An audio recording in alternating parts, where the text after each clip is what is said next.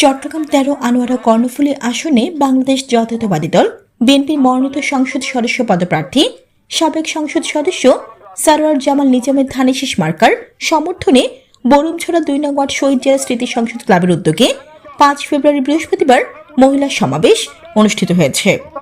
ব্যবসায়ী মোহাম্মদ সেলিমের উদ্যোগ ও এলাকাবাসীর সামনে আনোয়ারা উপজেলা কৃষক দলের সাধারণ সম্পাদক এবিএম জামাল উদ্দিনের সঞ্চালনায় মহিলা সমাবেশে প্রধান অতিথি ছিলেন ব্যারিস্টার শাহনেওয়াজ জামাল সনি।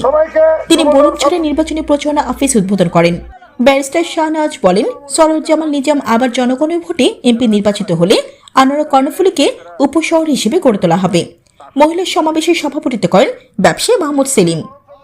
অনুষ্ঠানে বিশেষ অতিথি ছিলেন চট্টগ্রাম দক্ষিণ জেলা বিএনপির সাবেক যুগ্ম সম্পাদক ও আনোয়ারা থানা বিএনপির সাবেক সিনিয়র যুগ্ম সম্পাদক, সাবেক ছাত্র নেতা মোহাম্মদ মঞ্জুর উদ্দিন চৌধুরী, আনোয়ারা থানা বিএনপির আহ্বায়ক Humayun Kabir answer, union BNP সভাপতি মাহমুদ ইউনুস, বরুমছড়া শহীদ বশরুজ্জামান উচ্চ বিদ্যালয় স্কুল কমিটির সভাপতি আশরাফ শিকদার মিন্টু, আনোয়ারা থানা বিএনপির সদস্য আক্তার ইসলাম, ইউনিয়ন বিএনপির সাবেক সভাপতি মাহমুদ হারুন।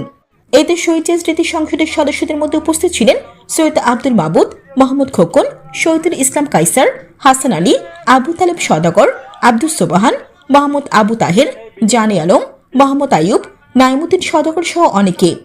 সমাবেশে মহিলা নেতৃত্বের মধ্যে উপস্থিত ছিলেন রেহানা আক্তার, সানোয়ারা বেগম, রিমু আক্তার, রুবি আক্তার, কাজী সেলিনা বেগম সহ অনেকে।